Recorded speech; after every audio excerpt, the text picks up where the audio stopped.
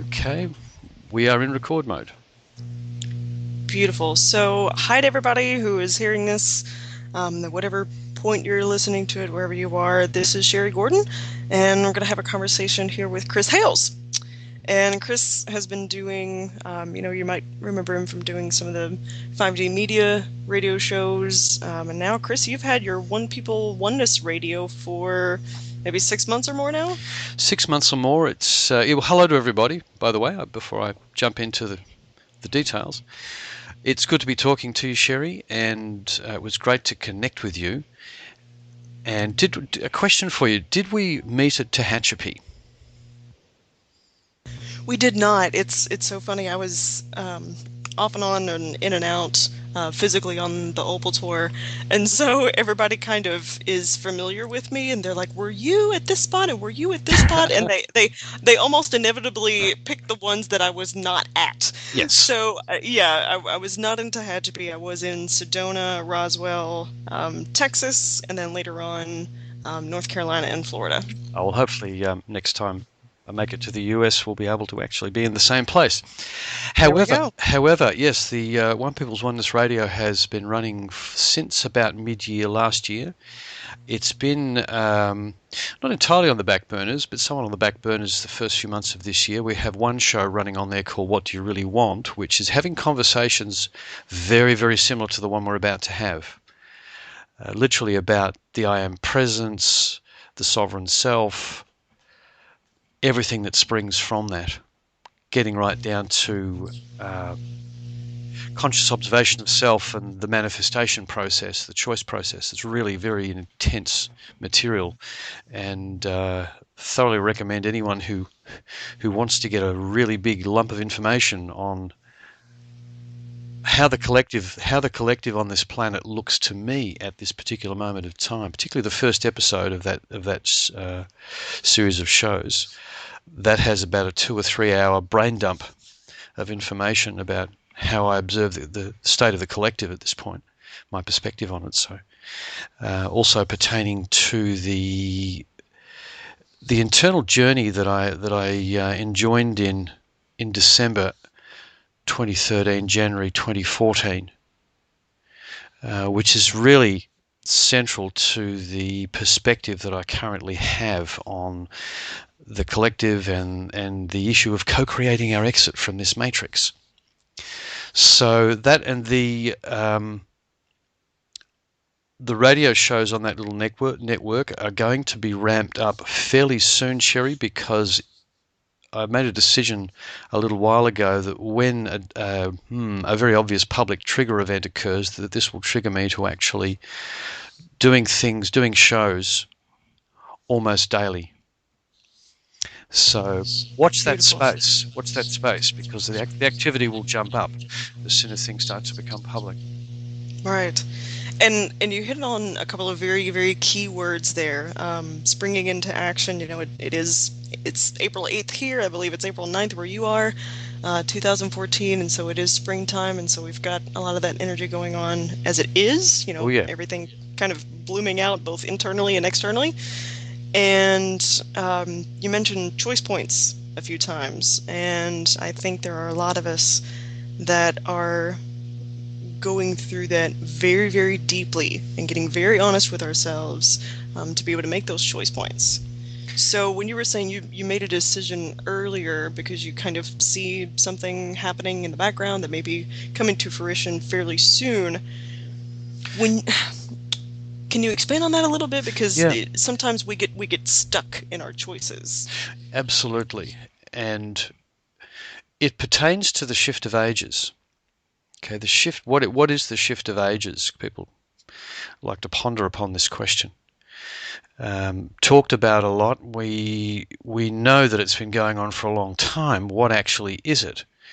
What again, this is everything that follows forth in this conversation between you and I, Sheri, is my perspective and your perspective. Right. Okay, I just wanted to insert that thought right here and now, that we're putting forth information as we see it, and enjoining the audience to discern and digest and use what they will as they will. So my perspective on the choice point is that the shift of ages is keyed around a choice point that the larger community on this planet will make at a point coming up quite soon, is my opinion on that. It's the event that is often referred to, there's this event coming. My perspective on the event is that the real event will be that choice, and that choice point, that history will look back on that as being the real event. What a lot of people are looking to as the event are really triggers, in the same way as, well, we'll talk about triggers in a bit of detail later on, but emotionally, at an individual level, personally, one of the ways that we actually clear things, we get rid of things that no longer serve us, is by observing triggers and dealing with whatever issue the trigger is actually revealing to us. Okay, so at a geopolitical level, at a very high level in the collective, I think what we're going to be encountering, I wouldn't call, for instance, the revaluation, the financial revaluation that appears to be coming as the event. It's a trigger event which reveals to us we've got a big problem in our financial system, and a partial solution, not a partial solution, a partial transition has just occurred and drawn it to our attention. It's going to come up right in front of us that there is a major problem with the way that we actually do business, do commerce with each other. And it's put in front of us so we can clear it, in the same way that a poor experience, difficult experience from childhood is pulled back in front of us by a trigger event so that we can deal with it. So I'm viewing the choice point that is approaching as a point where a massive amount of clearing is going to happen at the collective level, right across the planet, very publicly. A massive choice point. And I'm holding space for one aspect of it in particular, is that the human community on this planet has all the information it requires to make that choice. And that is a really big ask, because they don't have it yet. The majority of the people on this planet are actually operating. I won't say that it's they're ignorant, because ignorance involves, there's a certain inference of deliberate action to ignore something, ignorance. Okay, they're ignoring something. To a large degree, we've simply been deceived. We've simply had information withheld or twisted, or both. And until that imbalance is corrected, until we've got all the information we need about what's happened in the past, what's really happened in the past, and are also aware of the potentials for what can happen in the future, we're not ready to make that choice, because there's no way we can make a discerning choice at that moment. So what I'm holding space for is that information is delivered to the collective before the choice point. In fact, one of the interesting aspects of it is the delivery of the information about what has occurred particularly over the last 100 years, because that's within living memory. When the information about what's really been going on is delivered, it will actually generate the energy for the choice to take place, because people will no longer want to continue along the path that they've been on. So is there a choice point coming? Oh yeah, and it's the big one. So does that all make sense to you? It does make sense. And from my perspective, there have been choice points for me personally, ongoing, at an exponential incoming rate. Actually, before we continue that statement, I just want to make one further comment about choice and about the moment of now. Sure. Is simply this concept, which I think folk find useful, so I will mention it right now. Time. We've become aware that time is a social contract, and that the only thing that really exists is this moment of now. So what we've been describing as linear time, and I'm expressing this the way that Bashar does actually, is really a massive sequence of moments of now. That is now. Okay, extending, running permanently. Moment of now, moment of now, moment of now, moment of now. Now, one of the things that came through to me in my time at Shasta was that each moment you can actually take the perspective that, well, it's a moment. What is it? It's actually a choice, and the choice is, what will my next experience be in the next moment of now? Okay, so it's actually choice, choice, choice, choice, choice, choice, choice, choice, choice, choice, choice, choice, choice. Yes. Okay, Yes. and we don't actually necessarily view it that way, and I really think that we should, because it draws attention to the fact that the conscious journey we're on is actually one of choices, and always was, and always will be. I'm choosing to sit on this chair, for instance, with my left leg crossed over my right one at this moment of now. Okay, now I can view this as okay. Now I'm going to flip my legs around the other way.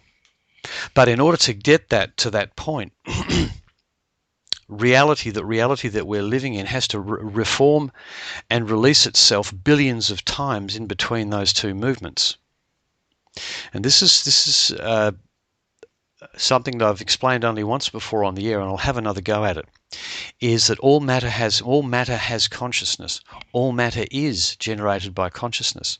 So every molecule in my body and in my environment here, billions of times a second, is a form of consciousness making a choice to be what it is. Now, the human body is a really complex example of a collection of matter that's choosing to be me at this point. Really, it's an incredibly sophisticated thing. But there's also the material in the chair and the floor and the desk and the air that has sufficient consciousness to choose to be that at this moment. And you can view this entire construct as being that. So a billionth of a second apart, all of the matter that is me and the environment I'm sitting in here is making a choice every 30 billionth of a second, say. Choice, choice, choice, choice, choice, choice, choice, choice, to be what it is. Now that's the absolute, if you like, quantum level interaction between consciousness and matter. Okay, and back here in this incredibly sophisticated version of that we're living in, that's built layer upon layer upon layer of matter, matter overlaying matter overlaying matter, every 30 billionth of a second, everything is choosing what it's going to be in the next 30 billionth of a second. Okay, that's how far the choice aspect of the conscious journey goes down into our actual matrix from my perspective. So taking that up to the macro level where we are, every moment is a choice. They're just a little further apart. They might be half a second apart as I reach out for a glass of water, but it's still a choice. Right. I It's hope very, that explanation makes sense to you as well. it does make sense. It does make sense, and something that I've kind of come to terms with that too in the reconciliation that is my mind, trying to shake hands with my heart, is knowing and embodying the fact that when I make those choices, I desire to be in balance in all nows to be able to make those choices. Because if we're unbalanced in the aspect of being too far in our minds, all those we've been saying a lot of things of like, the ego mind, and I really just mean that in the sense of the little me, the one that says I need, I want, or putting blame, shame, all those kinds of things, and taking that outside of the equation and allowing the mind to do what it is that it wants to do. It's really just there for, imagineering and working with a template to say, okay, I hear your heart.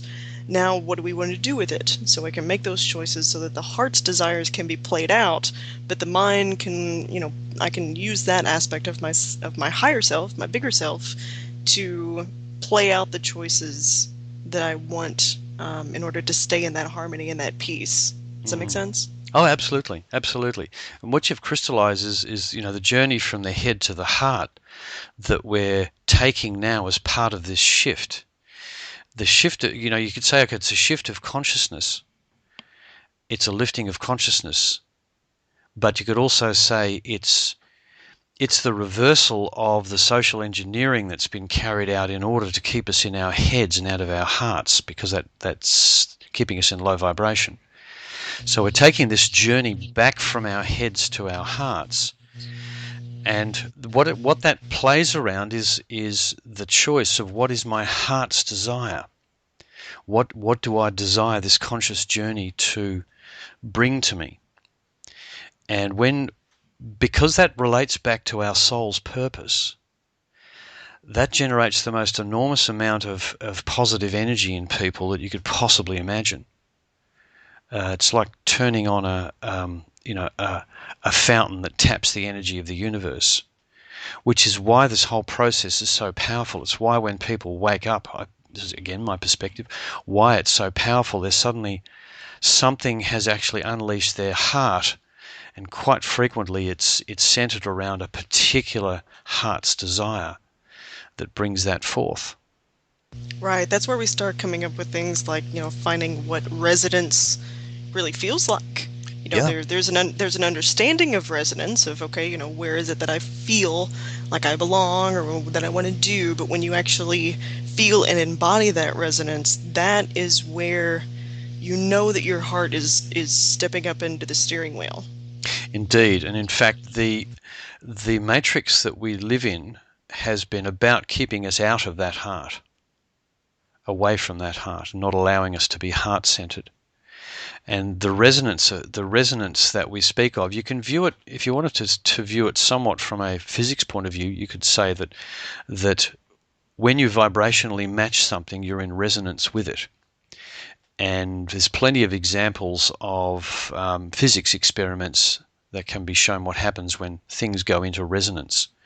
It's a mixing of waveforms, and when you mix two waveforms that are the same frequency, or a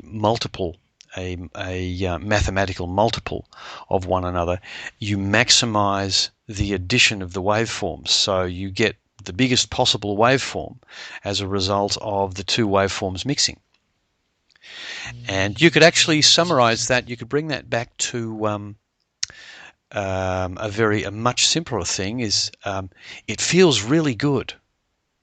It just lifts you and brings out all of the energy that's within us.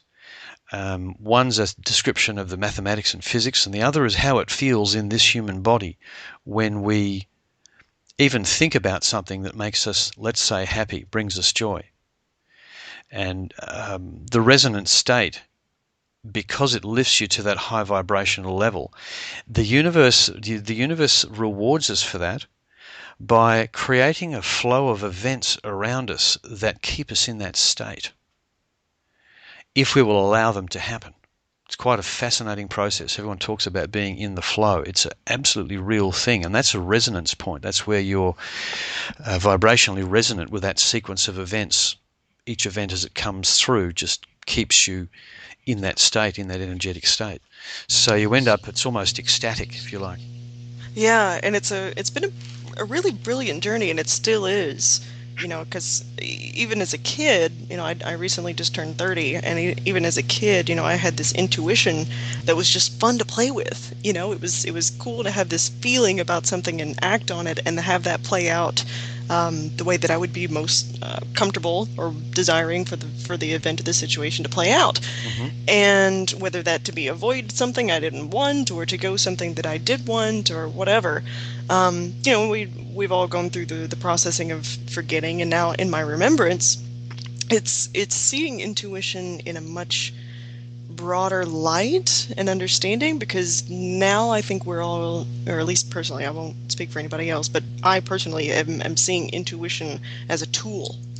When you were saying the what if scenarios, Well, I used to go ahead. I was just going to say, just before we move forward in this discussion, you use the terms, you're deciding what you want and observing the possibilities around you and seeing what direction they'll go in, and starting to make those choices. Now, one of the reasons that the show that we're running on One People's Oneness Radio, it's actually Tammy Anahata and Amy Brimmakin's show, and I've been working with them quite a lot, actually, which is a lot of fun, is about manifestation through that choice point, deciding what it is that you really want, and focusing on that desire and giving it energy and letting it play out, rather than necessarily waiting for situations to come your way and simply accepting the apparent options that no, if an opportunity comes your way and it's a yes no, okay, yes I will want this opportunity, no I don't. What about options 3 and 4? What do I really want? Maybe I don't like options 1 and 2 completely. And Yeah, a lot of people assume that there's no options but 1 and 2, but there's yeah, actually see, an infinite number of options from any particular choice. that's exactly it, and that's where that pulling and that growing our creativity is so imperative to all of this. Because if we make choice points A or B, 1 or 2, make that fork in the road, then we'll never see the fact that, okay, well, yes, I could take this left or I could take this right, or I could walk my own path, screw the other 2 roads because I want to go to this one over here. Exactly. It's what do you really want, right? It's it depends on. It's a bit like, how do you punctuate "I am that I am"? Is it "I am that I am" or "I am that I am"? Okay, so we've got this situation that's arrived in front of us. We can punctuate it any way we want to. And when Amy and Tammy are working through, because they kind of work through their lives, they work through their stuff day by day. They look at a situation and they look at the most obvious options that appear to be available to them, and they say, "What do I really want?" And a lot of the time, it's not those obvious options; it's something else. Right. And or it's a reframing of the appearance of a situation, because some of the choices are about how will I emotionally react to this. Will I ignore it? Will I be angry about it? Or will I actually try and shift the person with whom I have this issue to a higher level of consciousness and take it in a completely different direction to options 1 and 2? It's it's opening up our minds to the fact that our sovereign behavior is all about choice. We can choose. If we choose to behave in a sovereign capacity, if we recognize that we have the right to choose any experience, but that the responsibility of that choice comes the responsibility of not interfering with the journeys of others in a fashion that they do not desire. I just expressed, if you like, a version of universal law. Then we can actually operate and cooperate and co-create as a community in a very, very positive fashion. What we're trying to do there is to not consciously or subconsciously limit our choices. For instance, if you consider transport, I could choose to have a car, or I could choose to include in my belief set that I can teleport myself to your location, Sheri. Right. Right? Right. So part of choice is recognizing that the conscious journey is only limited by you. And from the information that we're now acquiring about how these human bodies, we're learning that the human body, when the consciousness is truly unlimited, can actually operate in pretty much an unlimited capacity in what it can actually do. And the only limitations really of the human body and the human experience are what we bring to it with our consciousness. So our choices are huge, far greater than we actually think. And one of the key aspects of the matrix that we're living in is that on a generational basis, generation by generation by generation, parents were tricked into limiting the choices of their progeny simply by agreeing to register them as chattels of the system. That's the birth certificate registration. Immediately they did that on behalf of their children. They were choosing a form of slavery with a very specific set of choices that one worked through in one's life. And if you look at the pattern of your life, we're born, we're cared for to a certain point, then we're popped into a certain kind of schooling, training, should we call it? Not so much training, but the training is actually just limiting consciousness. is what it's doing with our children are not trained to operate in the knowledge that their consciousness can provide unlimited experience. We are specifically limited in consciousness through the education system. Yeah, and before you go any further with that, because I know these conversations are they're awesome because they run the gamut, and Totally. Yeah. Go if you've got something to drop back to it because we'll move on and you'll lose it. that's quite all right. It's quite all right. So, and this is something that I have both felt and observed in that, we can say, and we have been saying, and we still are saying to some extent, that they did this, or that we in another time made all this up, or this thing that is outside of us, fill in the blank, is the reason for my fill in the blank response, or fill in the blank feeling. This part of me outside of me is making me feel this way. But and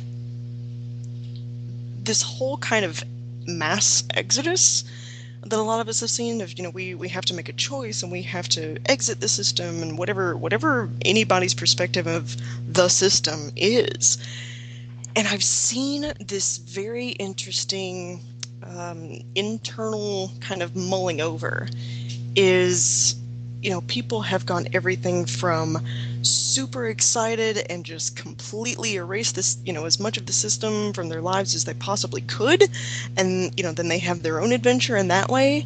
I've seen people say, well, I can't do that right now because of this. And then they go into guilt, or feeling like they're not doing enough, or they're not being enough. And I've seen everything in between. I've seen people who, in one aspect, may seem like they are still very much in the system, but are in great understanding. I think of how the financial system is working, how the government system is working, how their emotions are working. And in all of that, no matter what road or path anyone has chosen, the underlying fact of the matter, pun intended, is only our state of being matters. Mm-hmm. That's really all it is. Mm-hmm. It's a journey. It's a journey through consciousness. And there's nothing. One of the aspects of life in the collective at the moment is that we're taught judgment from dot. We actually make judgments of one another's journeys. We make judgments of one another's perspectives, and we can play that game if we want to. But what it leads to, judgment is an expression of ego. Okay, and judgment actually leads to, shall we say, emotions at from both the person applying the judgment and the person receiving the judgment, that are in fact negative for the most part. A lot of judgments are really negative. Now, you were saying there are people who are in the system, partially in the system, completely out of the system, in the system having a really bad time, in the system understanding the system and not really caring about the system. Nothing wrong with any of those journeys. They're all just journeys. Right. Now, on a point of terminology, I generally refer to the control system that exists within our system. I refer to them as the corporation. The system is us. Okay, it's us and how we're playing this game at this particular moment in time. The corporation are the ones who are actually steering it. And once people awaken and see the corporation for what it is, they're feeling they need to make a choice about whether they want to keep playing, which is really what you're alluding to, those different kinds of responses to that awakening process. Some people are feeling guilty that they haven't exited the system. Well, that's a waste of time. The emotion of guilt is self-judgment. It's complete low vibration, negative way to actually have that experience. And it's exactly the sort of thing that the corporation would like us to play in, because it will keep us playing their game, and that's what that particular group of individuals like to do, because that's their conscious journey through this collective at this time. No judgment on them either. That's just what they're doing. Now, if you want to take the more spiritual perspective on the game that's being played, everyone's playing a role. Okay, the game is coming to a close. People are recognizing that it's a game. To take the most useful, practical attitude, you have to take judgment of the game out and just view it as a game, and we'll all shake hands and go our separate ways later on. That's one perspective on this whole game. But they are down at ground level. If you are not particularly conscious of the game, it's an us and them game. That is, say, if you're not particularly conscious that it's a game, you're in a situation that to you is not a game. It's a very real us and them situation. Okay, that's that level of consciousness. And as you lift out of that, you can remove judgment. You can start to look at the situation for what it really is. Now, the problem is that down at ground level, conditions are, in fact, pretty horrible. It's not much fun. So there's a lot of there is a lot of suffering happening at ground level as a result of the actions of the corporation inside our system, the thing that is us, the way that we live together. If you wanted to look at the situation from a slightly different perspective, if we had this current system where we live in, which is hierarchical, okay, if you could remove the compartmentalization and shift management policy away from negatively affecting the energy fields of all of the participants, which is what ultimately is the objective of all the stuff that's going on, we would have quite a nice system. It would work just fine. Okay, if we were aware that money is a representation of value and that the representative I elect to go and speak on my behalf is just a representative of my choices, if we were fully aware of that, we could run a hierarchical system and people could live really well. Sure. So we wouldn't be energy harvested either at the energetic or the physical level. It would actually work. There's nothing inherently wrong with hierarchy. It's only a hierarchy that's actually driven egoically by the people at the top wanting to actually consume and control the majority of the energy on the planet. That's the issue we've got. It's actually a management issue. That's the reason I've separated that group of individuals out when I speak about them, and I call them the corporation, because identifiably they are the management issue that we currently have. If we could excise them, just make them go away, what we're calling the system would actually work. And it wouldn't be a bad place to, an unpleasant experience at all. It would actually work very well. And we could actually refine that hierarchy down to a very flat system ultimately, which is the way that if you base a civilization on pure sovereign behavior in the I am presence and understanding all the different aspects of that and the way it can play out, you can actually have a civilization with no hierarchy, with no governance, just groups of people helping one another to with resources so that everyone can have the conscious experience that they want to have, in that particular existence at that particular time, both of which would work. So I'm viewing what's going on this planet as, if you like, management policy sucks. Right. Simple as put it. Now, the other information that we got energetically. Oh, by the way, please respond to that before we continue. Sure, yeah, and we talked a lot about hierarchy and whether or not we should just get rid of it completely or if we want to flatten it, and you make a good point in that if everything was made transparent, and everyone had the ability to respond completely consciously, then communication would be, there would be no room for error within that communication, and you're right, we would be able to, live exactly as each individual sovereignly wants to live. Yeah, to a far greater extent than we do now. What the corporation does is it keeps us operating competitively in lack. Okay, and the reality is that there's nothing lacking on this planet. There is sufficient food, energy and resources to feed everybody, to keep everybody in a very high standard of living. It's simply that the corporation chooses not to allow that to happen. It's rounding up. Yeah, it's completely imbalanced. yeah, it's imbalanced, and we could correct the system not by exiting it, but by bringing it back into balance by making those internal shifts that we're talking about. But what that requires is an especially a lift of consciousness of the people who are actually operating in key areas of the system. Okay, so we're talking about the legal system, the financial system, the political system. Consciousness lifts in those systems, and the negativity is removed, the secrecy is removed, the hidden agendas are removed. Then we can actually start, cleaning out the hierarchy. This is, if you like, I could equate this on the ground to the mass arrests. You know, we want to arrest everybody and put them all the bad guys in jail. Well, who are the bad guys? The people in the middle and upper levels of the corporation, or no, upper levels of the system, are actually doing the bidding of the corporation without knowing it. Arresting them is a waste of time. They're just acting on policies that they don't really understand the agenda for. Right. They're not really Right. guilty. They're not really guilty of anything, but at times not really admitting to themselves that they're operating and doing things which are actually causing suffering further down the line.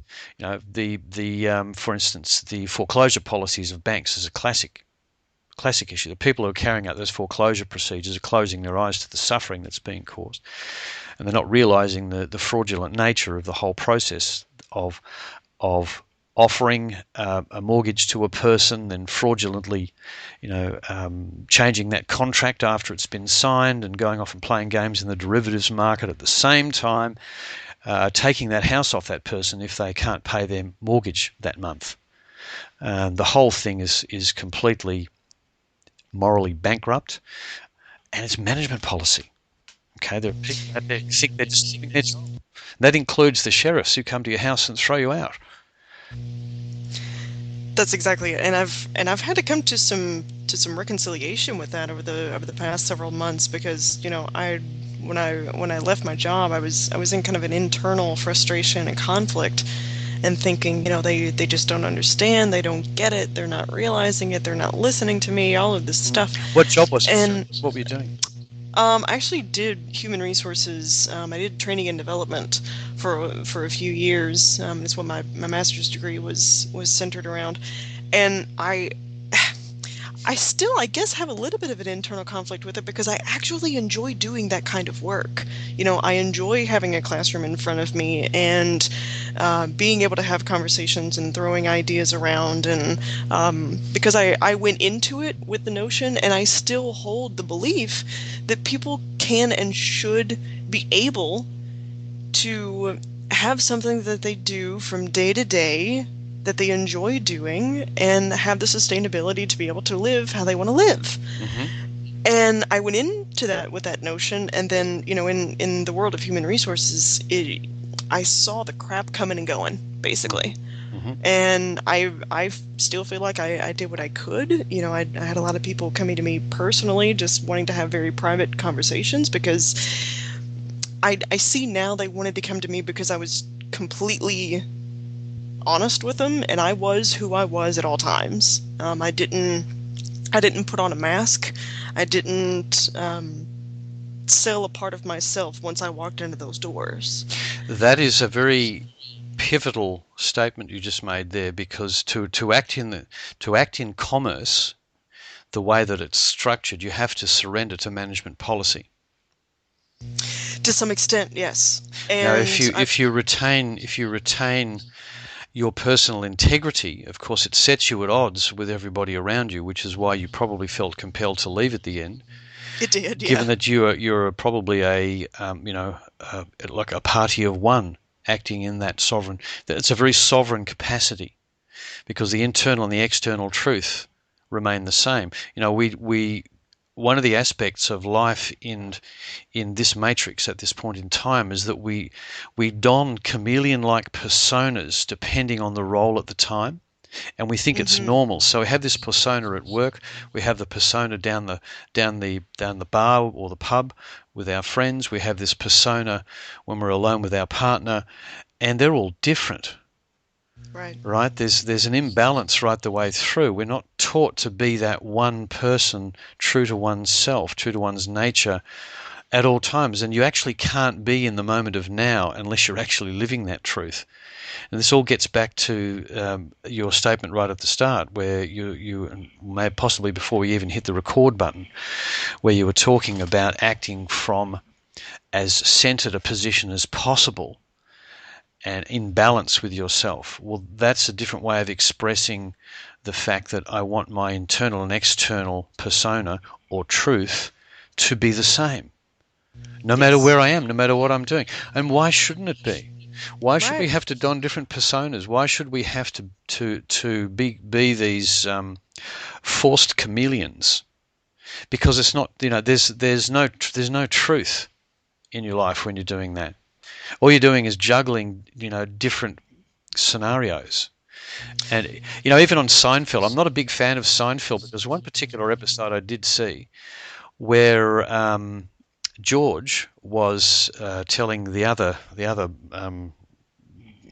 Jerry Mm. Seinfeld, you can't let your different worlds meet. I have been, oh man, that's something that has been a theme for me for quite a while now, is this desiring of having my worlds meet. And what it has boiled down to is having them meet within me to see where that balance point is that I can be my own world no matter where I am physically, Hmm. and no matter who I'm speaking with. Okay, now you feel you have a right to live in that beingness, yes? Yeah, I'm gonna say yes. Yeah, we'll see. We do. That's the conscious journey. One of the things that happened over the course of the retreat at Shasta was that Scott Bartle, who was there with me, and I talked a lot. And people will know Scott from the What the FUQ documentary in the main, and Right. the documentary work that he did with the One People's group. The courtesy notices were largely his work. So he's been through the mill, and we were trying to drill down to what is it about our existence, what are our inherent rights.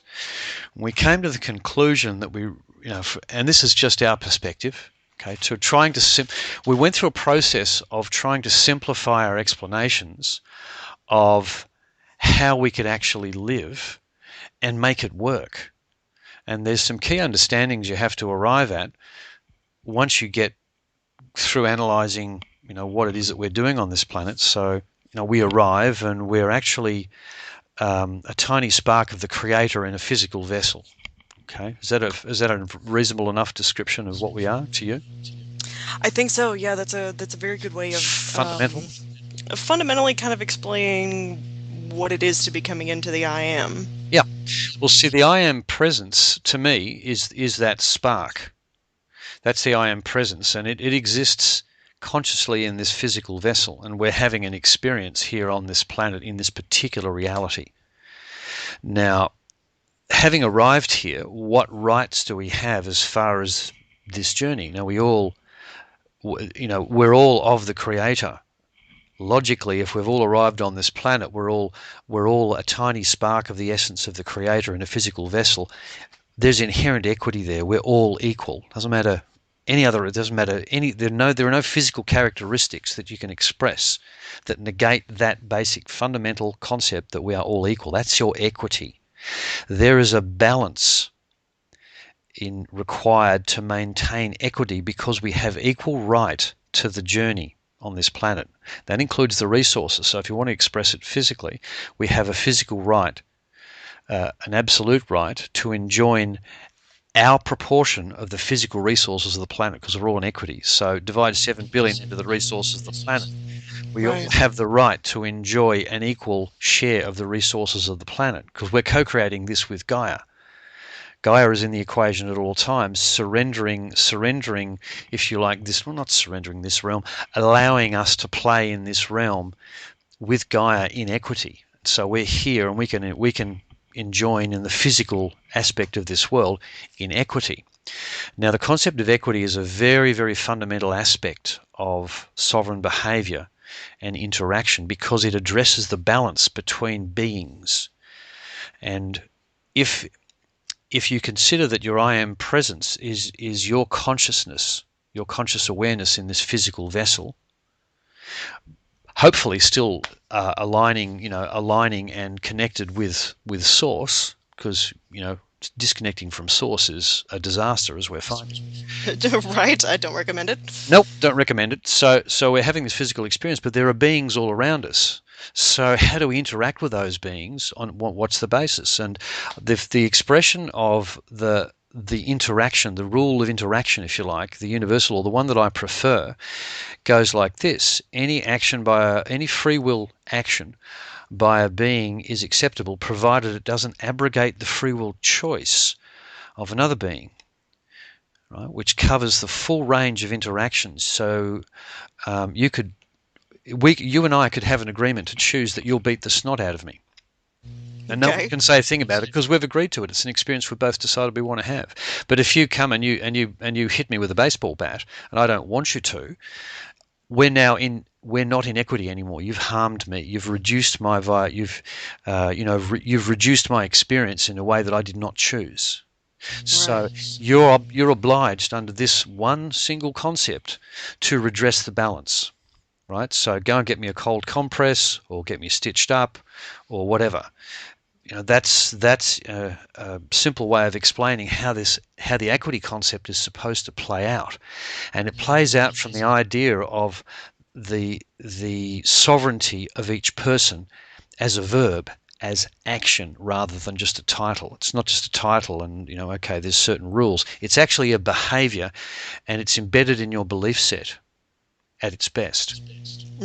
Yes. So if And you embody that beingness, that I am a I'm a sovereign individually, and I interact in a sovereign capacity with all beings around me in equity. And another way of expressing this in the lawful system is staying in honor. Okay, to stay in honor is to be in balance and equity. Okay, so these are fundamental principles of common law, which overlays this concept of the sovereign, if you like, the sovereign. And to be honest, it's a responsibility. Sovereignty is a responsibility because it has to be. It's a balance that needs to be maintained. It's not just a title. right. And it's this whole equity thing on an individual level again goes back to being conscious of what it is that you want to continue to value and continue to put your energy to. Yeah. If I value a new experience and I'm looking for a new experience, then I'm going to shift my energies to be able to do that, to find the people who will honor that equity of me having that experience. Now, if that experience happens to be, I want to, gosh, I don't know, I want to take up kickboxing or something, preferably, then I want to find a group of people who will be able to have me, have that valuable experience and honor it with respect and, And so not everybody can have the experience that they choose. Okay, exactly. so this always goes back to the choice point. If Yes. if everyone's behaving in a sovereign capacity and literally just respecting one another's beingness, respecting one another's journey, then everything flows in a really amazingly energetic fashion. Because to actually get to that state of beingness, one is usually aware of energetics as well as physical. And one of the problems that exists in the world today is that the information about the energetics of our existence here on the planet, the bodily energetic system, has been withdrawn from the general knowledge base of the larger community. They don't know about it. Right. Right. So they don't know that they're interacting with one another energetically as well as physically. And most people have, for instance, an inherent. They have semi-telepathic experiences a lot. You pick up the phone and you know who it is before you pick it up. Everyone's Sure. had that Yeah. kind of experience, and yet there's a disconnect. They are told by the corporation that humans can't do that. It's not possible. So their belief set doesn't include that energetic experience, so they diminish it. They just don't even allow it to be acceptable as a real energetic experience. So they don't. they don't have a connection to their energetic bodies that they can actually ground into. And one of the things that I think will come out very quickly is just that. When I say ground into it, in order to actually pull something into your belief set, it has to be like embedded in your energy field, if you like. And I describe that process as grounding things in, that is fully accepting them as a potential part of your experience. Right, not just knowing it, Not just but knowing, using that to be being it and to do with it. Yeah, being it. If you can be it, you can do it. So our experience has become incredibly limited because of this, and it's the reason for a lot of the struggles that we face in this day-to-day. We're going back to the chameleon-like behavior that we express because we just don't have an internal and external balance. It's, in fact, the way that our society is structured. Not only is that, it's actually discouraged, if you like, to have that one internal and external truth. Now, the issue for creating a civilization based on sovereign behavior is that the internal and the external have to be the same. Your internal and external truth need to be the same.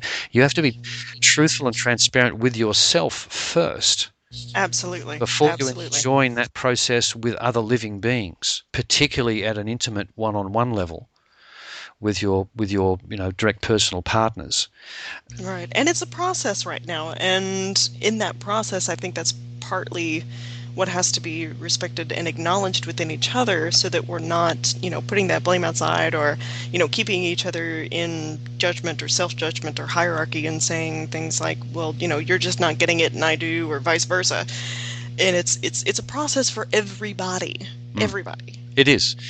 It's part of the information about moment by moment living that again was removed from the collective a long time ago. Is that in order for this process, if you are enjoining your personal partner over an issue between you, you cannot be in judgment of the other person's feelings. They feel what they feel. You have to allow them to be able to express those feelings to you so that you can actually come back into, well, into equity, actually, into a situation where you both feel that you're equal, that there's an equal exchange going on between you. And if you don't allow that, if you don't give them the space without judgment, allow them to be vulnerable, okay, because it's to actually express a deeply held feeling, to be able to pull that out, something that really affects you. To express that, you're actually in a very vulnerable state when you're expressing it, and the other person has to create a safe space, a safe allowing for you to express that. Now, I Yes. can't think of any greater expression of love for another individual than to allow them to create that space for them. This is the divine masculine and the divine feminine supporting one another. Right. In particular, males really, really struggle with this aspect of the personal relationship, that is creating that safe space to allow the women to express their feelings, and vice versa too. It's not just a two-way thing, but the whole male-female divine masculine, divine feminine has been hijacked and shifted in a direction where they created archetypal roles for males and females. And there's sort of slightly different, there are different versions of this, but one of the descriptions of it is the warrior princess. Okay, where the male is Yep. this emotionally impenetrable robot that can, rip the head off a moose, and the female is basically Barbie, and a decoration and a reward for the male being what they are.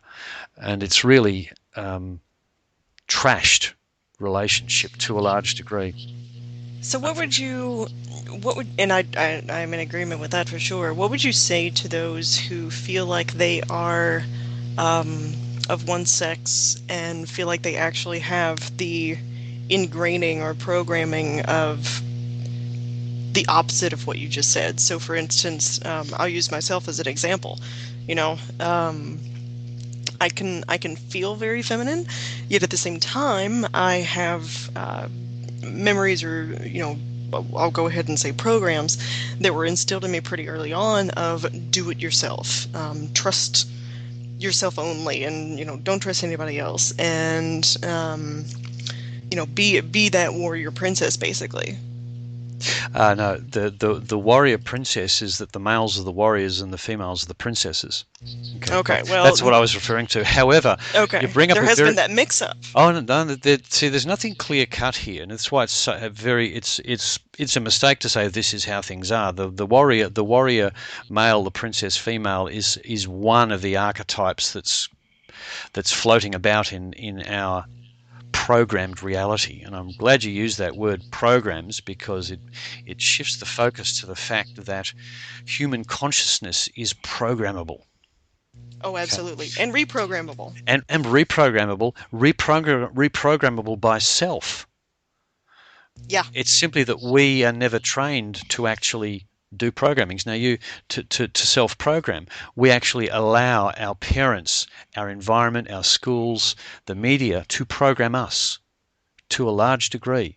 We're not, I mean, again, not clear cut, not across the board, but to one degree or another, most people are programmed from the external world, right? They're not setting their own internal, they're not setting their own path, Hmm. consciously observing their journey, making choices. See, when you make those choices, that's self-programming.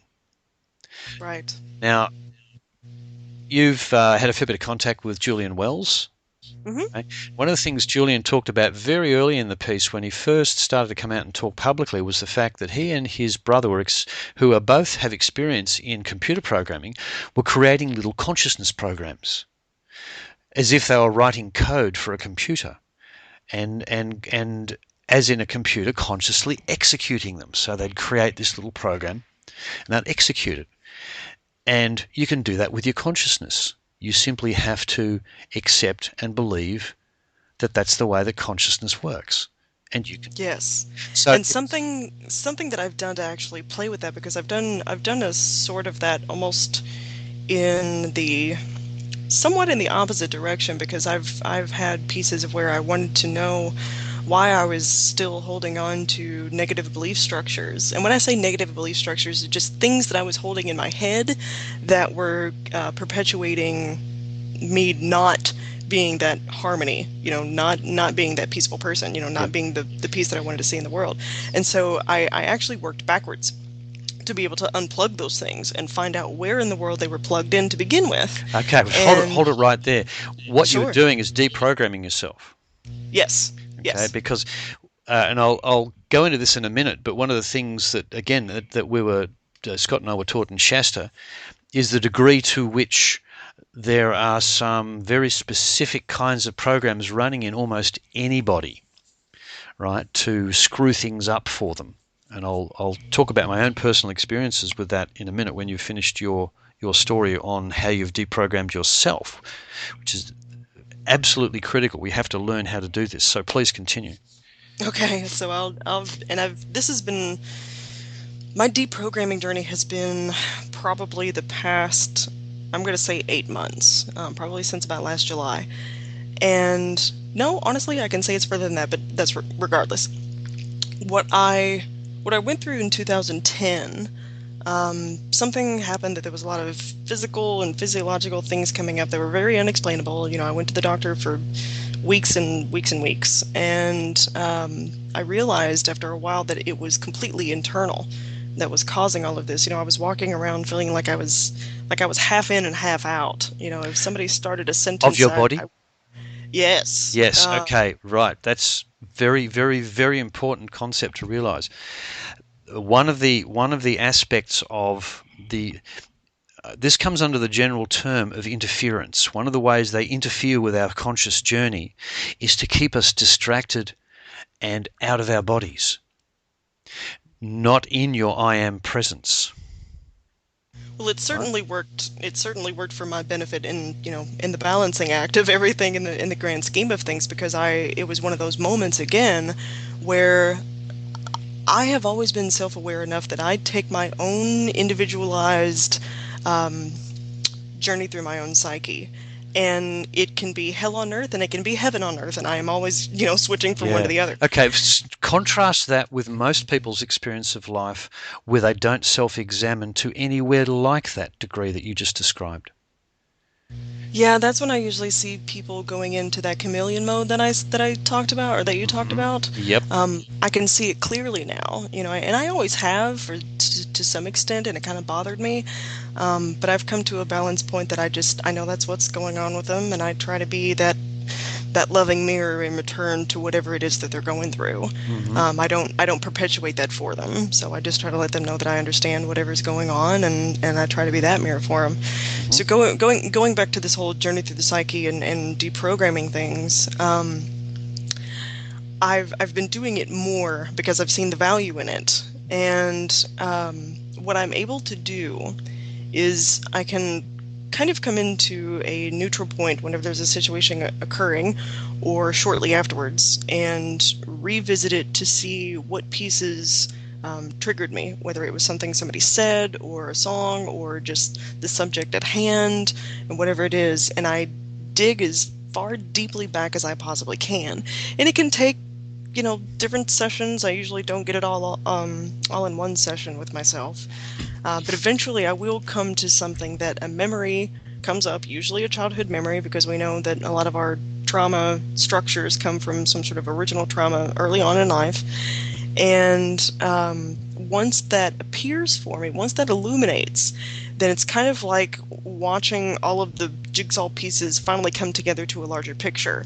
Hmm. And then I can see how that implemented a belief system about myself Hmm. and how that interfered and then played out how my behavioral structures then reacted from then on. Okay. So, Yeah, and it flows forward through time and becomes more complex because it interacts with other things that oh, you incredibly. experience, and you tend to find that you're living a pastiche, a tapestry of those. That's the result of individual experience that have merged through time through your life. Right. And it's a Now, it's a humbling experience sometimes because I have to look at it and go, wow, look at all those complex things that I just did for yeah, myself. exactly. Now, and that's absolutely brilliant that you've done that. And that's actually what you just described was a large part of the journey that Scott and I went through as 3D males, taught to compartmentalize and avoid the processing of feelings, which is a big problem for males because of this warrior crap that we're actually fed through the media, through our schooling, through our social interactions. Okay, it establishes a belief set that you don't deal with feelings. So, I arrive at age 55, and Scott's, about 38 or so, and we've avoided processing many major experiences that we had because that's what males do. Right. Yet they've created emotional, what's the best word, emotional burdens in our energy fields, and it comes back. You can actually view this simply as an energy field. You've got an energy field, and that the energy field contains negative emotional charges as a result of not processing feelings. Right. It's Now, your emotional backpack. If exactly, you exactly. set things aside, then you put it on your back, but eventually that backpack's going to get too Oh heavy to yeah, keep carrying. and it's not like it's just an object sitting there. It interacts with you. It's Yes, it part becomes a of part you, of you. and Yes. it's the thing that triggers those emotional responses. For instance, both Scott and I had stopped celebrating birthdays, right? Because the birthdays triggered us. Mm. Birthdays were triggered responses. There were two And different. you were trying We were you were we were trying to remove the trigger we were trying to altogether. well, we're trying to remove the trigger rather than the thing that caused the trigger, right? Exactly. Okay, Exactly. it was part of the compartmentalizing of negative feelings stored as emotion. Now, one of the interesting things about studying the energetic systems of humans is that you inevitably gravitate towards the sexual experiences we have as being the most energetic experiences we have. Okay, Hmm. therein lies a lot of wisdom in the teachings of Tantra and in the Taoist practices and in the Middle Eastern practices, in the schools of Isis and Horus, that is. Um, they speak, virtually all of them speak, as emotions being unresolved, stored feelings. Mm-hmm. Okay. Now, living in the moment of now, if you want to stay in that flow, if you want to stay in that I am presence and process your life so you can make those conscious choices, you can't push emotion, you can't push feelings aside. You have to actually speak your truth as it occurs. This is where relationship gets really interesting. Right. Interesting because you actually have to deal with things right then and there and speak your truth to one another, and or at least as close temporally, as close in time as you can to the experience. Otherwise it sits in your field like a booby trap, and every now and then it goes off in your face and you get those really awful experiences. And I think road rage is a great example of a symptom of that occurring. Just um, massive amounts of stored negative emotional charges combining and spilling over because you're triggered by an event that just made you angry, right? Yeah, I call it verbal vomit. Verbal, When you're yeah, just just spewing out something, and it could be in tears, it could be yelling, or whatever. It's verbal exactly. vomit at that Now, point. this is where our conscious journeys really deteriorate when we're not processing feelings well. And the process you describe of going back and analyzing, diving back through your experiences to try to find the original point where there was an experience that's creating this trigger. Now, the starting point of learning that process is to become the conscious observer of your experience to the point where you can actually immediately detect that a triggering has occurred. Like what I decided personally to do was to have there's a little corner of my consciousness that is watching for triggers Mm-hmm. because I want there to be one. I want to watch for triggers. So you could actually say that I was talking to someone about this once, and they said, well, they have a little guy that sits on their shoulder that looks for triggers, so that when a trigger comes up, you don't just react to the trigger. The first reaction you have is, oh, I've been triggered, before the response comes out. So before you get angry, before you get emotional, before you feel jealousy, before whatever, there's a thing saying, I'm getting triggered. What's going on here? And then if you're really good at this, and I've started to get to the point where I can do this to a degree, you can actually dive back through if once you've started working back through your life enough and looking at the emotional stuff, you kind of catalog all of the events of your life, things that stand out that you were really unhappy about, right? It's like a catalog stretching back through time. And Yeah, that's what I refer to as the relational memory. the relational memory, great name for it. So you actually flick back through the memory and think, oh shit, that's what I got triggered on New Year's Eve by some stuff that was going on at this event that we went to. Okay, and so I basically stood there and worked out when it was in time. I can tell you I don't know the exact year, but the exact circumstance under which I had a negative experience with my partner at the time at a similar event. Okay, it triggered me, and I was able to recognize that and spend a few minutes processing it and just let it go, and I was fine from that point onwards. But I could have had a really a really frustrating and annoying night that night. But because I managed to recognize the trigger and I knew exactly where it came from, because I'd been playing with my catalogue of relational experiences for several weeks at that point in time. I'd been working back, thinking about experiences that I'd had, and because I was trying to get to the root of a particular thing that was bugging me. So Right, and I've been that's the playing, difference. yeah, I've been playing in the catalogue, so I was kind of familiar with the content, which meant that when my little trigger detector went off, I could it took a few minutes, but I jumped really back to the actual event. I found the event almost straight away. Now I think what'll happen in time is that I'll get better at this. It'll go almost instantly. It'll be like, oh, I'm being triggered. Oh, yes, it was that. Oh, screw that. It's, I'm not going to do that. I'm out of here. Right, and even beyond And that, what happens is you don't respond to the trigger.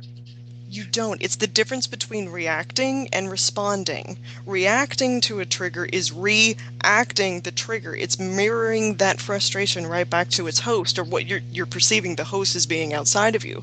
But we remember that any conflict or frustration, any emotion that we feel starts within first. It starts with your I, one. Okay? So instead of reacting and perpetuating that, then we realize that we have the conscious ability to respond in a way that is more beneficial for our interaction with other people And it and can for happen, ourselves. and it can happen in an instant when you Oh, actually instantly. are accustomed to that process, and that's what we're not taught to do. Right. Right? That's where the training that we receive at school is to, um, oh, well, what's the best way to describe it? Oh, get over it. Yeah. Oh gosh, I Oh, was told yeah. that. I kid you not. I was told that in middle school by a school counselor. Those very words. Get over it. See, what chance have we got of processing the moment of now when the school council is saying, "Oh, just get over it"? What they're saying is compartmentalize it, ignore it, don't deal with it. I know, but you know what? Unbelievable. It frustrated the hell out of me for probably a couple decades, but recently in the past couple years, by being able to do my own processing and doing all of this stuff, I can look at those. See, this is the difference. I'm now getting different relational memory because now when I see that memory, even that same situation, even that same visual memory, I have a different context to that memory now because I can look at it and go, that woman was a jerk in the moment, but you know what? She catalyzed me to be able to do what I'm doing now. Yeah, yeah. See, even as you process, as you start to I think that's what you bring up is a really good point. See, one of the things about the negative experiences is the degree to which they dominate, and I think it's because of the inherent. At the core of our psyche, there's a fight or flight response that's part of our survival in the physical. Sure, fight, flight, or So freeze. exactly. So we have this um, we have somewhat a tendency to veer towards responding to the negative, into reacting to the negative, just for a matter of survival. We don't necessarily go to the joy event. Now, if I'd gone to that event on New Year's Eve, and rather than being triggered by it, associated with some other fantastic social events that I've been to, I wouldn't have had that little moment of negativity that I experienced, would I? Right. And what I'm saying is I'm now relating it. This is my relational database. I'm relating it to a previous positive event, not a previous negative one, because I've processed the negative one and gotten rid of it. Don't need that. So I'm, as you say, it starts to change the response that you have to it, Right. and giving you a different experience in your consciousness. You start to experience life differently. You process stuff, and one of the ways I think of of encountering and being in and dealing with a negative experience is to recognize that the feeling that it gave you was relevant only at the moment that it happened, and you can keep the memory but lose the feeling. Now again, I'm trying to differentiate between feeling and emotion. Feeling as in feeling refers to what's happening in the moment of now. Emotion as being the stored version of that I haven't yet dealt with because I didn't process it now. It's sitting there waiting to be processed. You might do it a day later. You might do it 10 years later. Or in my instance, 40 years later. Or Mm, 50 the, or the 50 years later. the the feeling attached to the situation or experience. Correct. So Yeah. again, that's what the Tantra teaches, that the feeling is that which is occurring in the moment of now. If you don't deal with it now, it becomes emotion and is stored, and it becomes, if you like, a library of energies in your field that you interact with in the future, because it'll come into play. For instance, if you've really been aggravated by a particular thing that someone did driving in traffic, and you don't resolve that feeling, next time someone next time someone does that to you, you'll not only experience what's happening in the moment of now, the other one that's in resonance with it, if you want to talk about energies, will add to it and amplify it. Right? Right. And there's specifically with something in traffic, like you were talking about, there is something in modern psychology, and just to give my perspective on modern psychology for a second, they're trying.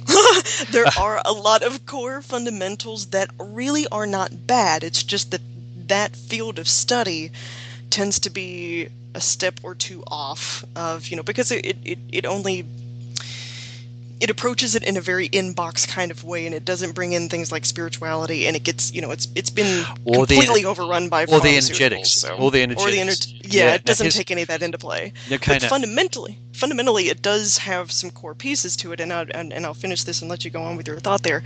But there is such a thing as social attribution error, which in traffic, if you're blaming someone else, you cut me off, you son of a gun, and all this other crazy stuff, you're trying to kill me, and you're putting the blame to the outside for your experience that you are actually feeling. Now, if I had done something like that, social attribution error says that if I do something like that, I have all the excuses under the sun. I'm sorry, I didn't see you, I'm in a hurry, all of those things. And again, putting the reason outside of ourselves. mm-hmm. But go ahead with what you were saying. Mm. Or I've You triggered can, something there. yeah, kind of. I was just processing what you were saying, actually. I'll go back to referring to the experience of processing emotion. Mm-hmm.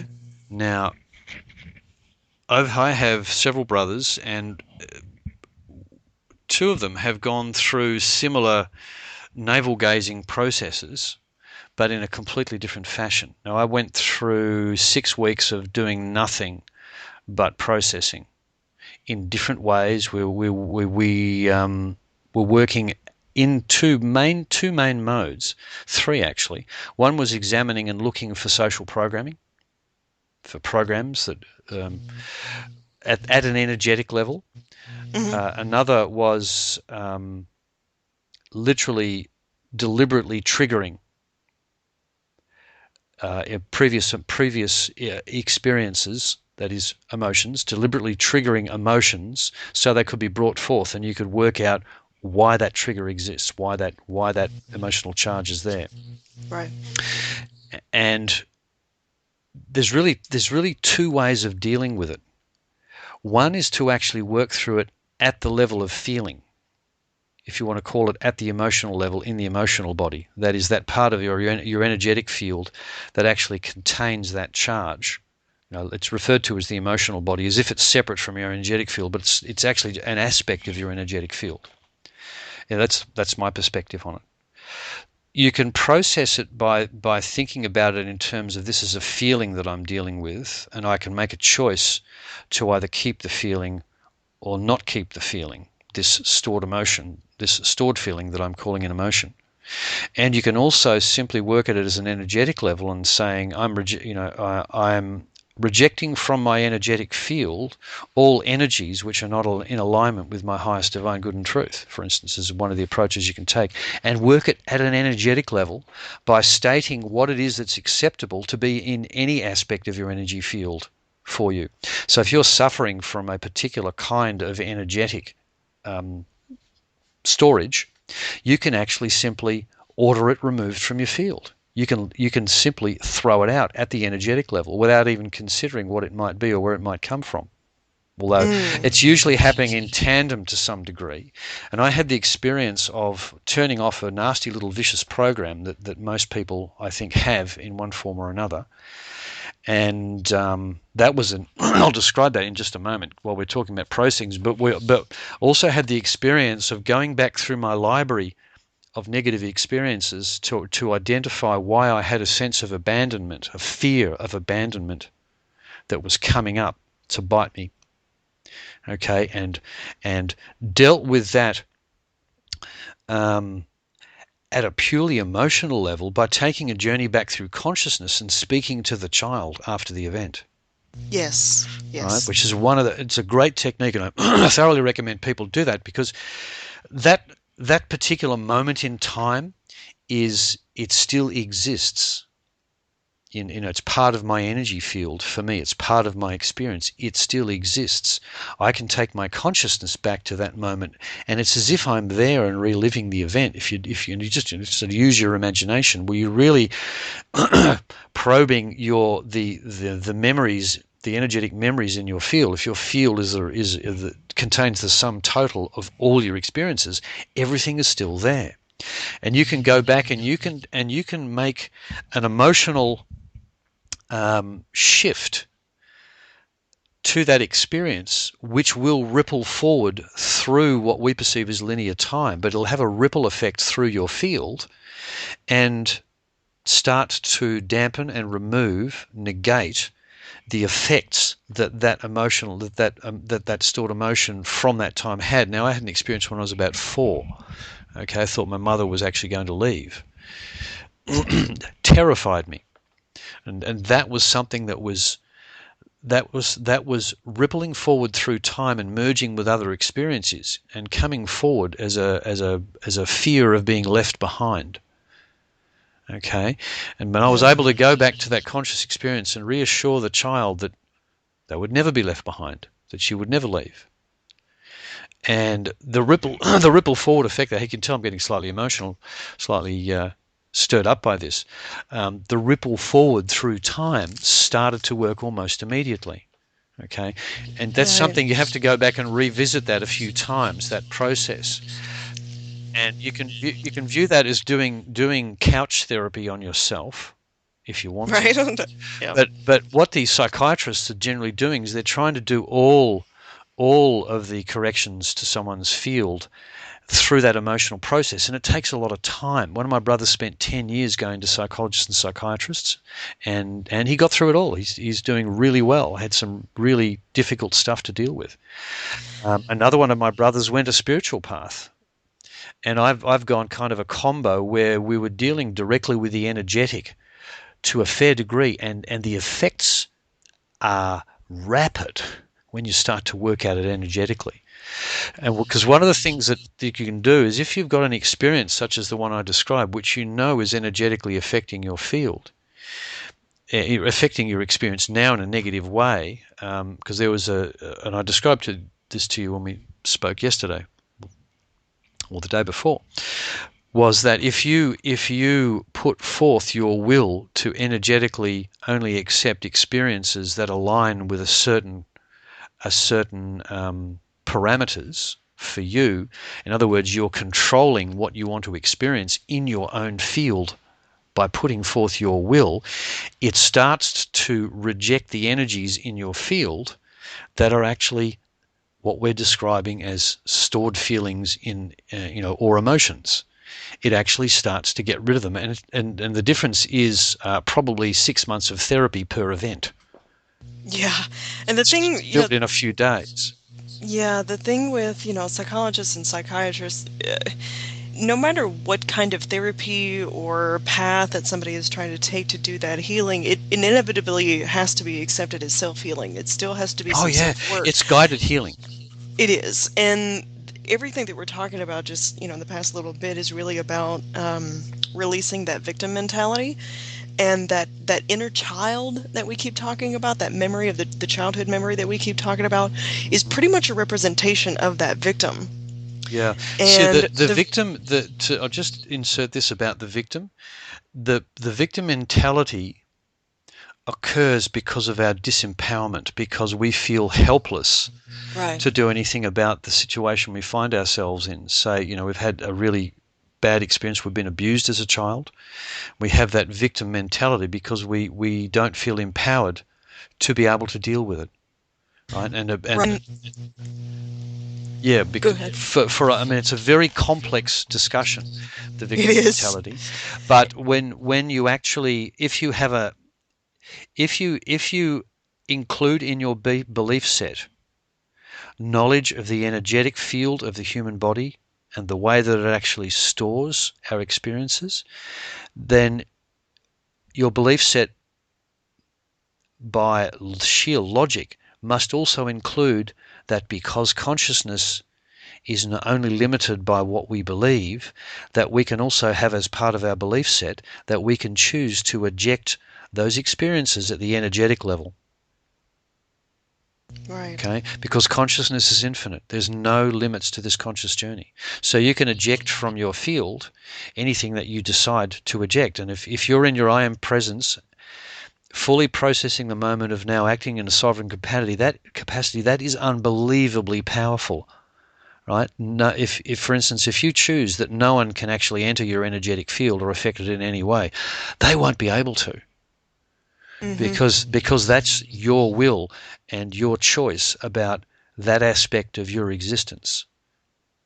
And Right, and that whole empowerment that we're talking about, that mentality just wants it it can be said pretty simply. It really just wants some acknowledgement, but even in that acknowledgement says, you're right, your feelings are justified.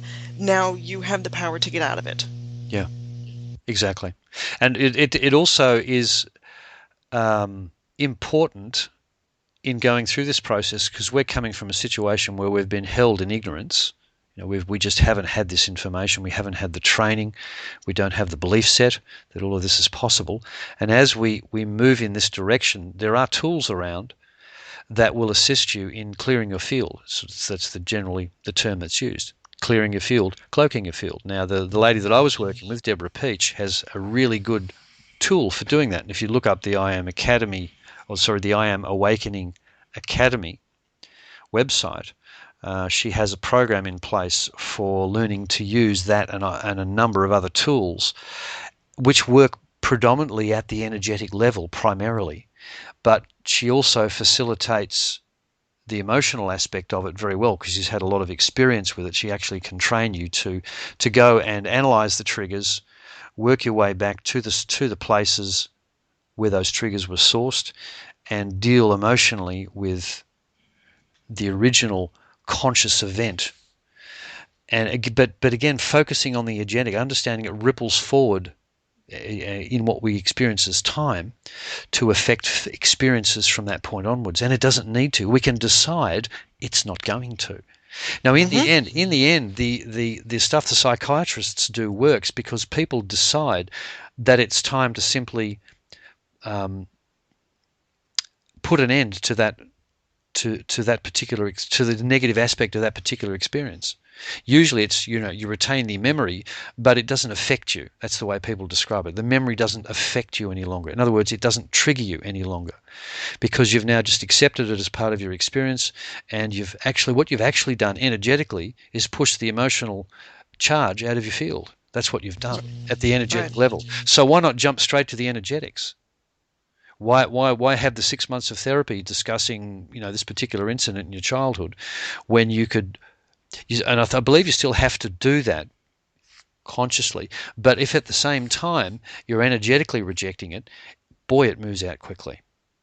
Yeah, and I think it's gonna be dependent too on, if you're doing it energetically and it's still coming up, then there's something consciously programmed in there that you have to release. Oh yeah. Perfect opportunity to mention the programming. Now, one of the aspects of life in the collective at this moment of now is to understand that the entire experience that we're having here on this planet begins in the consciousness field that is the sum total of all our energy fields. Okay. Yes. Now, the organization I refer to as the corporation, as part of their game, are actively interfering with us at that level and have always done so. Okay, they particularly want to keep people in low vibration. So all the stuff that we see in the physicality, all of the, oh God, there's a litany, the chemtrails, the GMO foods and aspartame and the fluoride in the water, the dross on TV, the content of our educational systems, the messages that come out subliminally through the advertising. All of this stuff is to play not just with the sort of day-to-day physical experience we have, but to play with the energetics of our fields, to keep them in the state that suits them for running this particular game the way they want to run it, because they like it. And okay, that's their game, that's fine. We just need to recognize that ultimately all of these things that are occurring in physicality are not unrelated. They are all connected in the energetic field, okay, which is at the core of our experience. Now, Einstein has this lovely saying, is that the field is the only reality. If you want to look at it from the purely energetic point of view, if we're co-creating manifestors and we're creating this reality, it's all about the field. Whatever is in the field is reality, becomes reality. And we know that that energy leads, that things happen first energetically and then come into physicality. We see that time and time and time again in everything that goes on around us. So the corporation knows that, and that's what they're playing with. Okay, they're just interfering at that level. And one of the ways they do it is by inserting programming into all of us to shift the conscious experience that we have in the direction that they prefer it to be in, which is low vibrational. Right. And it's very simple. Here's one of the ways they do it. They've got these programs that exist in our psyche, and I think they're introduced at around about puberty, because I can remember feeling an amplified aspect to my emotional experience greatly at puberty. And people always say, oh, you're going through puberty, you're all emotional, blah, blah, blah. I think that's the point where they actually insert this thing, to be really honest. And the best way to describe it for me, the way I experienced it, was an emotional amplifier. So that when I felt frustration or when I felt anger, it was amplified through the roof. And I think it actually identifies in each individual which feeling gives them the greatest, if you like, the greatest amplitude of experience, which is the one that's prominently powerful in your experience. It might be jealousy, okay, it might be some other feeling, but they pick on it and they amplify it. And what I discovered was they were amplifying frustration for me. Frustration hugely. I've been so frustrated at times, my arms and legs hurt. So it was coming out physically. It was coming out physically. It was ridiculous. And what happened was I've managed over the years to recognize that frustration is a problem for me, and to, if you like, dampen the effects and compartmentalize it, just set it aside. So it's just more crap in the emotional field. But what happened was that as I went through the process of clearing stuff out, this became more and more prevalent. I was almost in pain from frustration at times. It was like an absolute becoming a pain, not just kind of a hot flush or a feeling of presence. It was actually becoming painful. And I'm not sure whether it was this program realizing it was about to be identified, or whether it was the clearing tool. It was probably mostly the clearing tool, actually, because what it does, it starts to exclude stuff from your field, and part of the process seems to be it just simply brings it to your attention that you have to deal with this in part consciously. And I spent about a week actually trying to, because we'd identified as a program. Okay, clearly something was going on in there that shouldn't be. I wasn't choosing to feel it, you see. And this is a really important concept. We have a choice over everything. Oh, yes. Now, I couldn't choose to not feel frustrated. So what's going on there? Why was I making a choice to not be frustrated, and I'm still frustrated? Okay, so something that I couldn't control was pushing me in that direction. And what they seem to do is embed this program in our psyche in a way that we accept it as part of ourselves.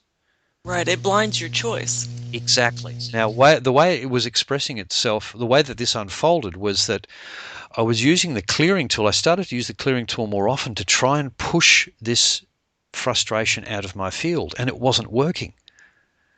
In fact, it was getting worse. So I'm sort of thinking, what's going on here? It's almost like, I think the phrase that actually triggered my understanding was, it's almost like I feel like that I need to be in this state of mind, or I should be, or that it's part of me, yet I'm choosing it not to be, and it won't go away. And I realized then that the energetic alignment in the clearing tool is, I spoke out part of it a moment ago. The full alignment that I'm currently using is this: any energies not in alignment with my highest divine good and truth, the highest divine good and truth of humanity, the ascension of Mother Earth, and the perfection of Prime Creator. That's my alignment. That's the stuff I want in my field. Everything else goes. And there's a procedure at the other end of the clearing tool for how the rejection, how the actual filtering out is done. But this is the alignment that sets up that process. Okay. Now, originally I was just using the first bit, anything in my highest divine good and truth. Now, if I have a subconscious belief that this problem was part of me, and was part of why I came here to experience it, then it falls within that first parameter, so that won't do it. Now, I started adding on the other ones to see what would happen. It's like a search filter in Google, refining a search filter. It's an and statement. Okay, my highest divine good and truth and the ascension of the ascension of humanity and the ascension of Mother Earth. Okay, so I started adding on the other things because whilst I might believe that being totally frustrated and in quite a degree of distress over it is actually something I decided to experience before I came here, apparently it's not actually in the best interests of humanity for Chris to feel that way, because when I added on the second part of that phrase, it went away. Haven't experienced it since. It was ridiculous. It was like flicking a switch. I mean, it happened within minutes when I realized what was going on. Right? And it was that, so what I'm saying, and to you and to the audience here, is that it is absolutely possible to energetically eject emotional charges out of your field at the energetic level. Getting rid of that program was part of that. Now, the reason that was so spectacular was because it was a program. It was fiddling with my psyche. It was an external influence. In situations where you're dealing with the result of a real experience that you had, you can greatly assist the processing of the emotion out of your field by rejecting it energetically, but you still have to do some conscious emotional work on it, like the work we did going back to, because Scott was doing the same thing. He had incidents in his childhood he was going back to revisit, to shift the experience of the child after the event so that it didn't ripple down through his life the way that it did. So, yeah, and keeping those things, in the front of your mind and keeping those things attached to your now moment is really just keeping yourself fracturalized. Yeah, it is. It fractures our psyche. It's really, if you look at the really extreme versions of this, which are things like sexual abuse, there becomes almost an entire part of a person which is affected by that experiences, and there's the other part which is them coping with their day-to-day life, and that's where split personalities and stuff, a lot of that kind of really, if you like, the Jekyll and Hyde behavior, the manic depressive behavior that people actually display, where they are triggered by something, they fly into a rage, and then they just flick back to, they flick out of the rage back into the other, as if it didn't occur. It's a very extreme example of massive residual feelings in your field as stored emotions. And the physical and sexual abuse is absolutely repugnant, the degree to which it screws with people's emotional fields.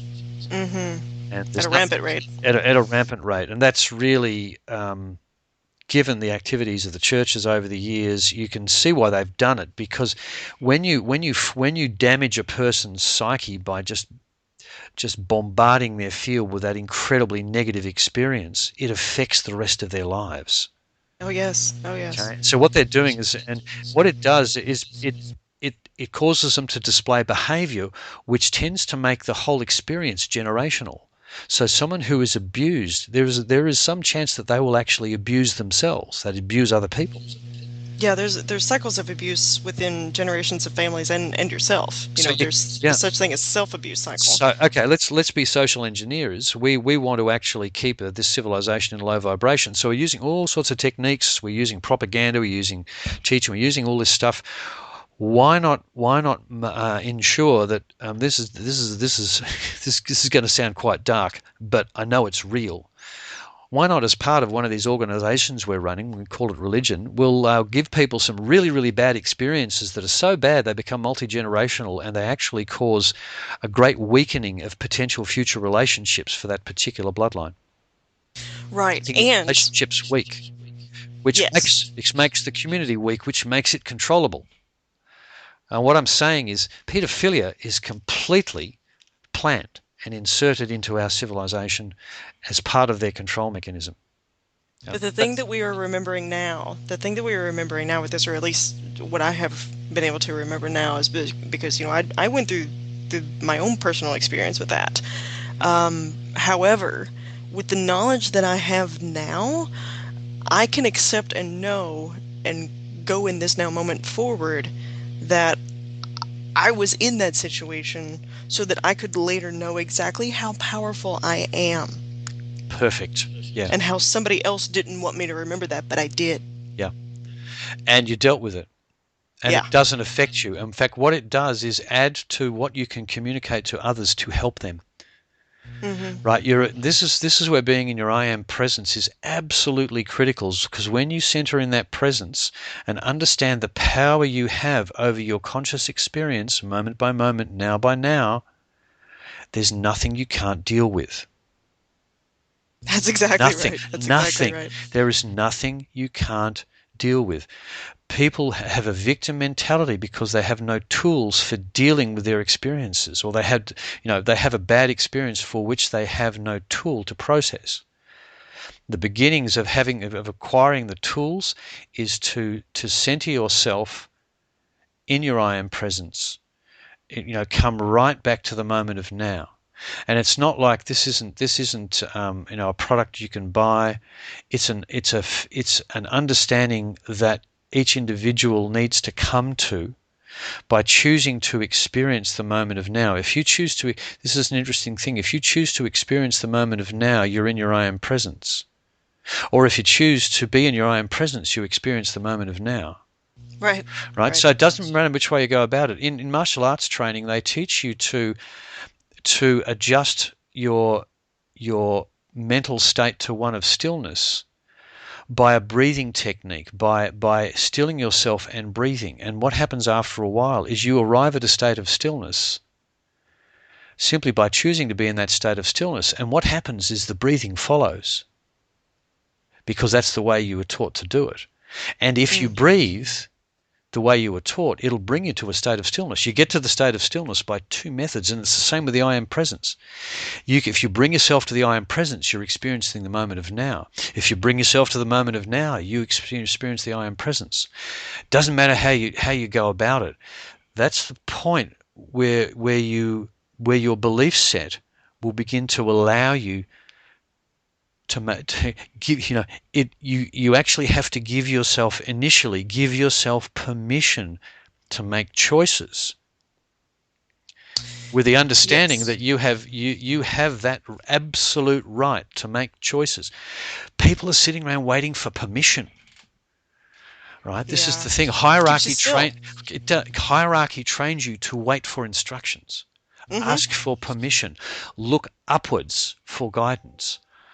Folks, it's all inside you. You just got to give yourself permission. This is where the undermining of this aspect of our conscious experience is pivotal in how the corporation works. And the thing about the corporation is, once they're revealed, it's nunc pro tunc. It just doesn't work on you anymore. Right? Yeah, They once somebody is standing in their truth, you are impenetrable.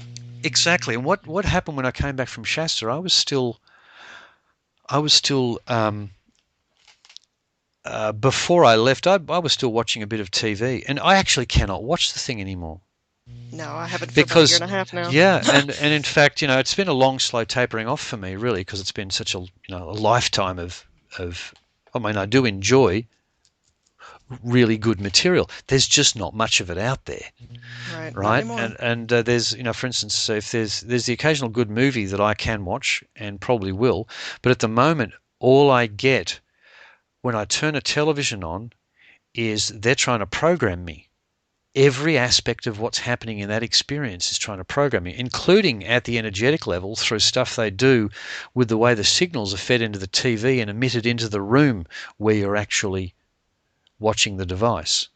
Now I will say, I will implement this because I have been in that situation and I have been in that mentality for months. I got to a point where I wasn't even listening to any music on the radio because I actually found myself too or hyper aware of that stuff. And Yeah, same here.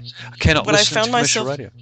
right, what I found myself to do actually is to repurpose the stimuli that was coming in, because I now understand that whatever I have attracted into my experience, whatever I'm getting, is there for a reason, and I can attribute any meaning to it that I so desire according to my belief systems and my I am presence. So even if I hear a song or see a TV show and I know that that's what they're trying to do, then I find myself not going to, oh, I can't watch that, they're trying to do that again. I'm not making myself smaller. I actually find myself getting very still and getting a little bigger and going, I know what they're trying to do. Yeah, It's so not going to work on me. Bye. I'm really, that's a great concept. I love it. No, seriously, you've evolved to the next level, right? And thank you, because you've actually given me a new tool. Because Oh, good. what was missing out of my belief set in regards to the way that media is working in my experience is that I have complete control of my conscious experience of Right. media. I don't. You've invited it. You can I don't accept whatever. exactly. I don't have to actually. Because I turn it on at the moment. I'm feel. Oh my crap! I just don't want to know. I now have a choice. I can go back to that. I can turn it on and I can say, yeah, it's programming. So what? Yeah. It's not You affecting don't have me because you I've don't chosen have to to. make it scary. No, no. It actually isn't even scary. I'm actually quite insulted by it. There's an insult Mm. physically to me, and I'm feeling it, and I'm responding to that because that's the level of evolution that I'm at. But you've gone beyond that point to say, okay, I know it's programming, but for me, not this little black duck. Right. It just doesn't get into my field. I can watch it all day. Doesn't affect me at all. I'll just take the bit that I want out of it. Everything else, not getting into my field. Right. So this is the way we help each other through this evolutionary process. That's Yeah, and I still and thank you so much for that perception, because that kind of helps validate what I've done too. yeah, And I don't necessarily, I don't allow myself to be overstimulated, or, just because I can perceive something and know that it's trying to do whatever to me and I can kind of get over that, it doesn't mean that I'm still going to subject myself to it on a consistent basis. I'm probably masochistic to somebody else's perception in different ways, but at the same time, if and when those things do come up, they kind of just, it really is being in the resonance, no matter where and what anything external looks like. The yeah, resonance becomes more consistent. yeah. Here's one. I'm just yeah, you're right. It becomes that's what I'm describing is consistent with the way I'm suggesting we should behave, which is to be the Right. conscious observer of our experience and to make choices from the I am presence. Now, if you're watching a movie, for instance, it actually draws you out of your I am presence. But if you're aware of that, that's okay. It's just, and the reason to do that is there's a lot of subliminal programming going on in a lot of movies. Mm-hmm. And the way to reject programming is to be in your I am presence. So I think you'd need to do that in the most advantageous way would be to always be slightly in your I am presence, that is not completely absorbed into the media, because then you're actually letting go of your I am presence and you'll drift with whatever's happening to you. So I still think there's a shift required now that I think through into what that experience will be like. I think to ensure that there wasn't any further programming going on, you'd need to maintain a little aspect of the I am presence, keeping an eye on things like that trigger guard that I've got going. That's just another version of the same thing. Right. Very interesting concept you've brought up here, because really we should be able to have any experience that we so choose, and choose to what degree, to what extent, how it affects us. It's all the same. It's all Right. choice. And a lot of this, and even at a slightly not so conscious level, really, I was talking to a friend of mine the other day, and she was talking about, we were talking about the concept of guilty pleasure and what that actually means, and we were kind of picking that apart, and we can talk about that at some point, Yeah. probably at another date. Yep. But she was talking about having this guilty pleasure of watching some show that was all drama, and she liked watching it, but what she didn't like was the fact that she carried those feelings with her. And that was the conscious part of her going, it's okay to look at those things, but you're allowing your empathy to stick around with those emotions and Yeah. carry it with you. Yeah, this And is I think a lot of us are becoming more empathetic, and we have to be kind of aware of that to make sure that we're not dragging things along with us. Yeah, it's also one of the reasons why I can no longer watch very violent movies. They're ones I really cannot watch them, because the feelings that spring up when you experience media violence are very real. Yeah. And you're just setting yourself up for a situation where you need to process that stuff as well. And at the moment, my solution, because I just don't want to deal with it at the moment, I just turn it off. If it gets too violent, Yeah. I just choose not to have that experience, which is obviously a choice you can make. But the idea of see, guilt is actually self-judgment. Oh, I'm Oh feeling yeah. guilty because I judge that I shouldn't really have eaten that chocolate or Yeah. watch that. Put yourself down. Put yourself down. Yeah, Put yourself down. it's just an aspect of self-judgment, and one of the interesting things that we're also told over the span of January and December and January was that the new realm of Earth that's coming, that some call New Earth or 5D, whatever you want to call it, whatever it is to you, is a high vibrational realm. It's a high vibrational aspect of Gaia, and that it's not a case of, okay, there's the light, the light switches, no matter what state you're in, your body's in, your consciousness is in, your energy fields are in, that at some point the lights will go out over these colored lights will turn off and these other colored lights will turn on, and we'll be in 5D. Not going to happen. No. You have to be you can, not a case of have or need. If you choose to, if it's a choice that you want to experience that realm, you have to make the appropriate range of choices about your conscious condition at that moment, so that you are a vibrational match to it, or you won't experience it. Right. You won't experience it, not fully. You might experience bits of it, but you won't be in that realm. There's going to be a really, I think, pretty weird period of time where people are kind of halfway there till their understanding and their bodily state, that is the state of their field, is a vibrational match to the new. Then they'll experience it fully. And some people will never experience it because they just, that's probably their soul's journey to not experience it, actually, to be really honest. I think it shows that's a decision made at a much higher level, and it just plays out in physicality, so that that's the result. But we'll talk about the sacred relationship concept, the concept of sacred relationship, and how that plays into all aspects of what we've been discussing. But there's a lovely book called the Magdalene Manuscript, which is a channeled piece on the life of Mary Magdalene and Yeshua and what actually happened. And it's a really, really interesting read. But it ends with a question being put to Magdalene via the channeler: what is it that we need to do to be part of the new earth? And the response was, no shame, no guilt, no regret. Okay, the big ones. Translation of that: vibrational match to it, or you won't experience it.